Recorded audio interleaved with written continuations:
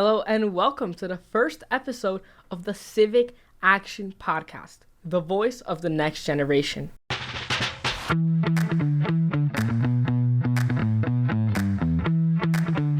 My name is Maurice and I'm the founder and executive director of Virtutem Populo. We're the nonprofit organizing this podcast. We're a student-led 501c3 nonprofit organization dedicated to promoting civic engagement and community involvement among youth in Miami-Dade County. We do this through programming, advocacy, and education. We hope that this podcast is a platform for us to interview incredible guests and kind of share back to the youth how we can get more involved and what professionals think about youth getting involved and what advice they have for us.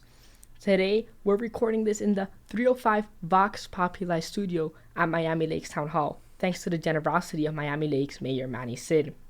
We also want to give a special shout out to the Miami Lakes Chamber of Commerce for their support in making this possible. Today we have a very, very special guest, President Vazquez of the Miami-Dade College North Campus. We recently hosted our Civics Bowl at Miami-Dade College North, and we're forever grateful for their support. President Vazquez, thank you so much for joining me today. It's such an honor to have you here. No, Moritz, the honor's all mine. To think that you invited me as your first guest, it's truly an honor and a privilege to be able to be here with you. I met you for the first time not too long ago at our Lehman Theater, and we showcased a great competition of civics and information and high schoolers that were highly prepared. And man, were they quick on that switch to know the answer. So it was truly a privilege to have this opportunity here to come and talk to you today. Thank you for being here. And I guess to start it off, just so our viewers can know a little bit more about you, talk a little bit about you, about your experience. And you have decades of experience in educational administration. Where did you start, and what led you to be to where you are today? So a little bit background on myself. My humble beginnings started in Havana, Cuba. So I'm 100% Cuban bred. That's one of our local Hialeah brands right here. And I'm proud to say, mom and dad from Havana, Cuba. And I grew up in South Florida by way of New Jersey. So many of our Cubans that when they left the island, they migrated to different places from California to Texas to New Jersey, New York. And I was one of those families that ended up in Jersey. And at age 9, we relocated to Miami. Been here ever since. And I got to tell you, my passion in education started off very early on in my career. I was a young married man with a lot of ideas and thoughts and wanting to give back to my community. I had an opportunity to join Miami-Dade College at the early age of 22. We're talking about now a few years after that.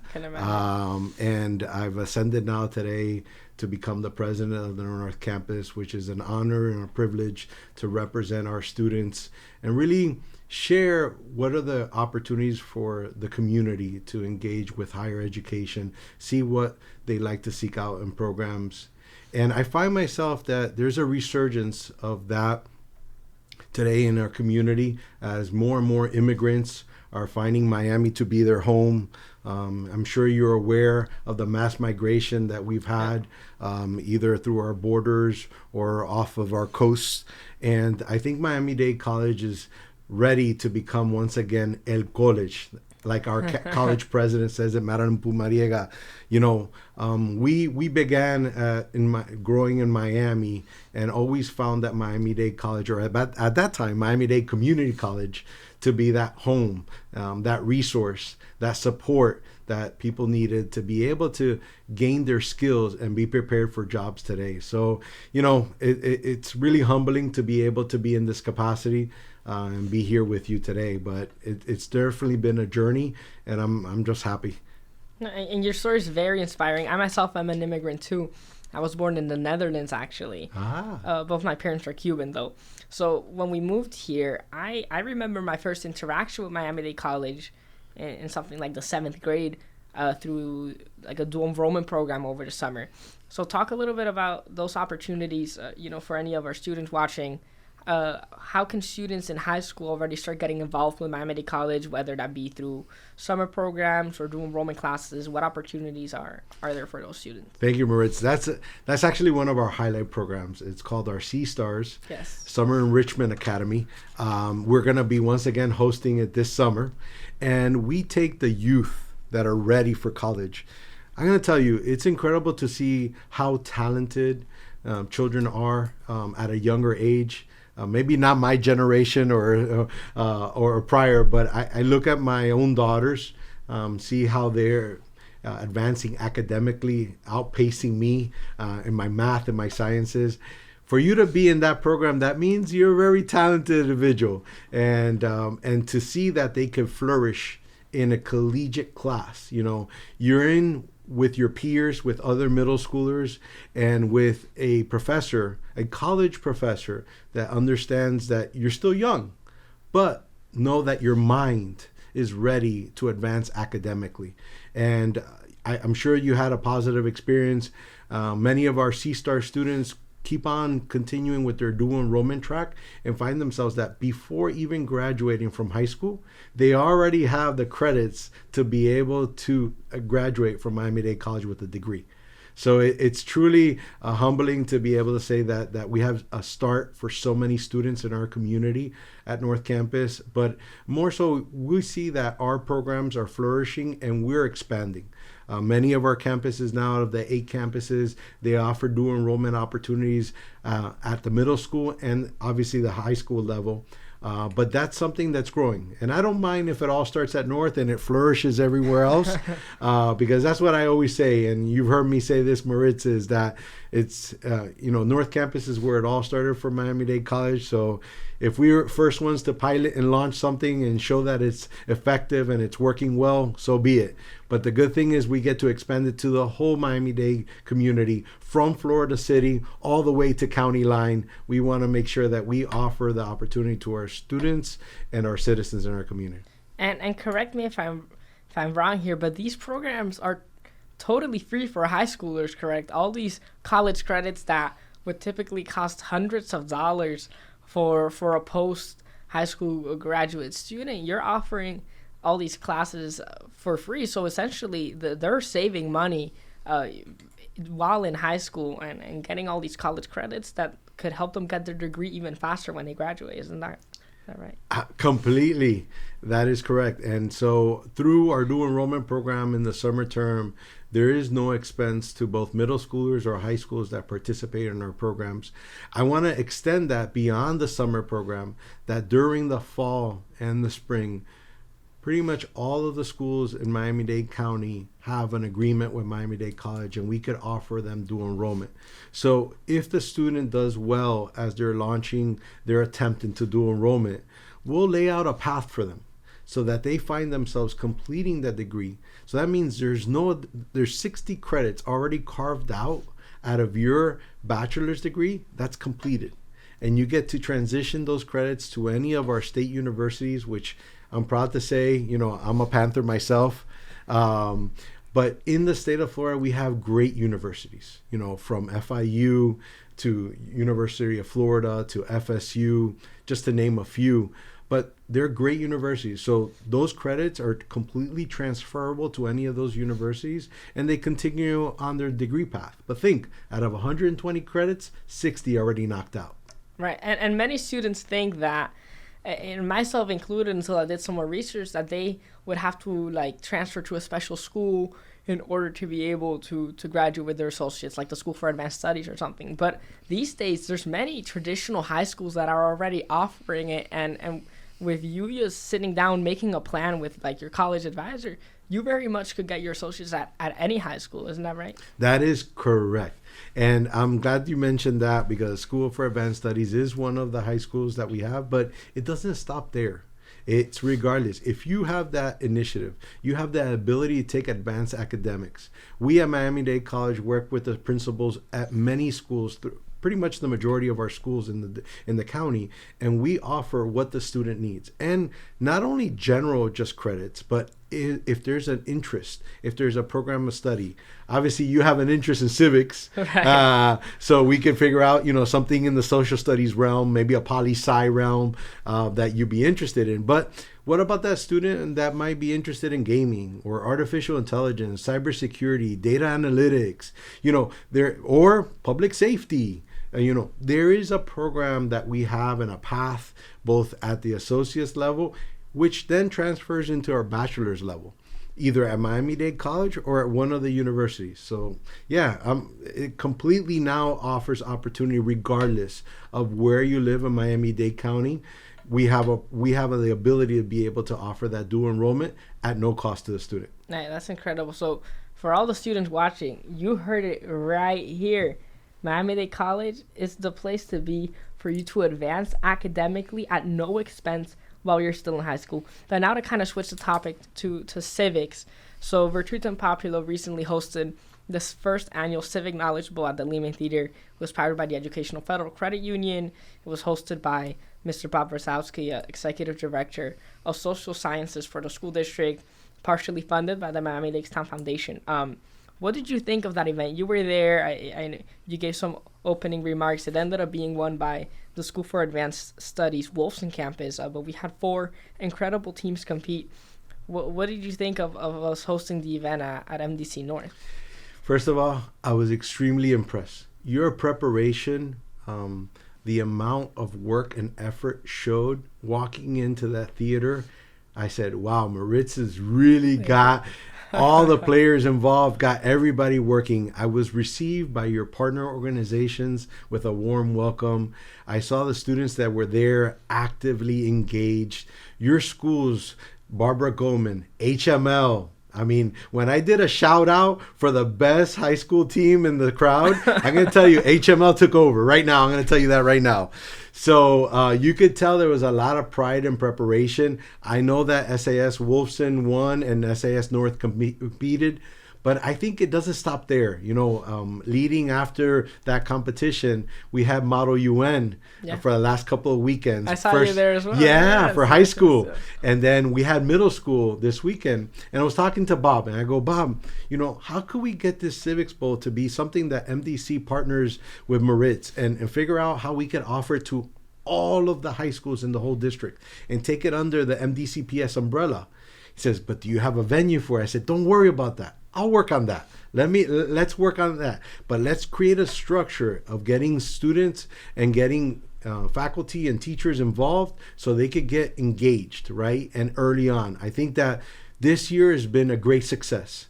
Your first year out of the gate, well done, well presented. I think it was a highlight event for the North Campus, and I look forward to being able to be called ourselves partners on a greater scale throughout the district. This is a seed that you've laid this year, but I think it's going to be a very fruitful tree for years to come. I certainly hope so, and thank you. I mean, it couldn't have been possible without you guys. We partnered a lot with the Miami-Dade College Institute for Civic Engagement and Democracy, ICED, and they were incredible, and your staff was incredible in helping to get the venue. So obviously, Miami-Dade College is very involved with whether sponsoring or partnering in hosting these events. Is there anything else coming up that students may be able to attend or any programs that they have once they are at Miami-Dade College? Let's say they want to transfer there for their associates. Any clubs or student life that they could be part of to be more active in their communities and give back? Definitely. So you mentioned ICED. That's one of our core pillars for civic engagement. They also do a lot of volunteering. We have all types of activities. If it sometimes might be volunteering in an elderly home or a beach cleanup or adopting a school and planting fruits and vegetables in their gardens and helping them establish that. We just have a various of different civic engagement opportunities or volunteer opportunities in general. I would say is that with so many clubs, we have over 100 clubs at Miami-Dade College that no matter what your interests are, regardless of what your degree major is, because I can't tell you the countless students that I have, they says, I'm a nursing major, but I love singing. Right. There is a program for you. We have a choir. It's called the Singing Sharks. It's a club and an organization, and they perform at different events throughout the college. We'll have one of the Singing Sharks singing the Star Spangled Banner at our graduation. Awesome. Like that, there's either a Christmas event or some type of performance that they'll be called on to perform. But that's just one example. I can't tell you, if you have an engineering background, but you enjoy robotics, right? There's a robotics club, and you can engage and build your own robot, and sometimes make a wish list. Like, what's the most advanced robot you could get out there? There's dollars that we earmark to support the clubs. So you could work on the latest and most advanced equipment in our artificial intelligence center, completely free and accessible to you. Maybe you want to create in our maker space something unique, some type of project that you come to an idea, but you want to see it come in action and turn alive. You're going to have that opportunity at Miami-Dade College. So it's really whatever you want to make it your experience. And then student life in general. We have activities every Wednesday, kind of honoring this month is Women's History Month. So we had Betty Davis. I don't know if you know her, but she's the meteorologist on Channel 10. Oh, awesome. She's a fan fave of my mother-in-law. She always loves to see Betty on TV. And the students got a moment to engage and understand what it took on as a young woman in a STEM field to be able to rise to the occasion to now be the chief meteorologist of Channel 10. That doesn't come without some hard work and grit. And that's what she was able to showcase with our students, that her early beginnings in thinking that she wanted to become a meteorologist, how that her efforts and what it took her to now become a chief meteorologist in Miami, where it's hurricane country, right? Right. The center of all the weather atmospheres, from a tornado to a hurricane, you name it, it's happening here. So, No, that's incredible. And I want to focus a little bit on you as well. If you could go back and tell yourself a piece of advice, something that our youth can pick up on, that maybe you would want them to know as they start going, either starting high school or finishing high school and going into college, what piece of advice would you give them?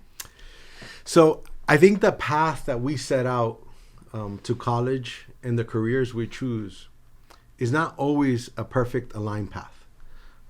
There are challenges that show up in our lives, either personally, academically, or in a career. And the one thing that I have to say to you that really made a difference for me was my will to persevere and work hard regardless of whatever obstacles in front of me. I think that is a key, because you're going to find yourself that there might be that one class, there might be that one job, there might be that one family member or a dear loved one, right? That something happens along the way that creates change, that creates something that you weren't expecting. And how do you rise up from that occasion? They're vast. These issues are from personally driven to financially driven. But how do you rise for that? And never be hesitant to ask for help. Because one thing I've learned, when you have good people around you and somebody comes to you and asks for help, they're going to be there for you regardless. So I tell to the students that are in high schools today, or to the students that are in middle schools looking at dual enrollment opportunities, think about, college is your next step. Think about what that looks like. And when you're there, don't fear it. Embrace it. When you embrace it and there's change and there are things happening that you weren't expecting, reach out. Let us know that you need some help. We're going to be there for you. We're going to create an individualized tutoring plan. We're going to create an academic career path that's going to lead you to succeed and graduate and get across that finish line and cross that stage. We're going to do that for you. And I think that's the most important thing, that the students of this community, the youth of this community, know that MDC is here for them. 100%. And I like that you said that, because I feel like MDC is suitable for so many different type of students. I mean, it's really unique. Maybe some students just don't want to go out of state, or they struggle in high school, they're unable to. I feel like you guys are really able to lift them up. Right.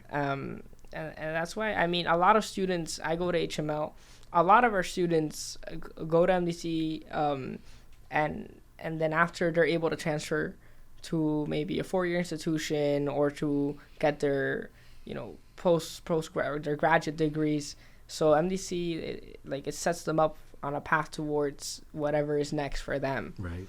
So that's what I love about you guys, and we're so honored to be able to partner with you guys. And Virtutem Populo, so excited for next year's Civic Knowledge Bowl, and hopefully we can keep that relationship growing. No, I want to help you blow it up in a good way.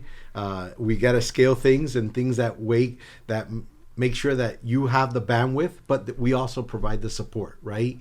And I think with the district now, and I'm talking about Miami-Dade County Public Schools, and Bob and his support that he could wrap around this and trying to get it out to his teachers, is to figure out, what's the way we could get more schools to participate. Maybe the final is still 4 schools, but now instead of starting with 11, what if you were to start with 25?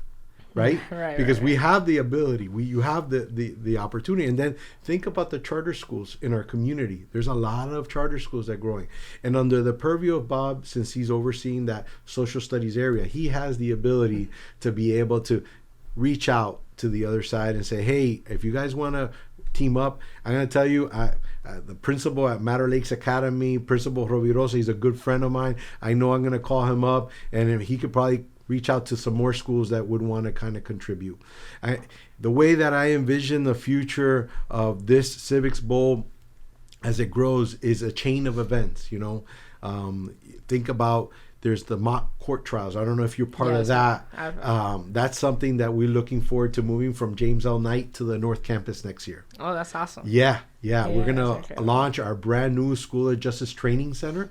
If you remember being on campus. I've seen it under construction. Yes. It's been under construction for what, years? We started construction in that building right before the pandemic. Oh, wow. And now I'm proud to say that this fall we get to open it up. That's awesome. And people that have been in this community know it as the gym back in the day, but it's a completely transformed facility. It has nothing. The gym is just a structure in the roof, but it looks nothing like that. And I look forward to hosting that, continuing on with the Civics Bowl, and then Model UN, growing that. I've talked to Amy and both Bob, and I said, guys, I know you're limiting because you thought you don't have enough space, but what if I tell you I could offer you a venue that could hold up to 2,000 people? They all looked at me. And what about the classroom capacity? Don't worry, the campus is yours. So we could think about growing Model UN. And what I love about it is that you're right, that regardless where you're at in this community, you could find an opportunity to engage into these programs.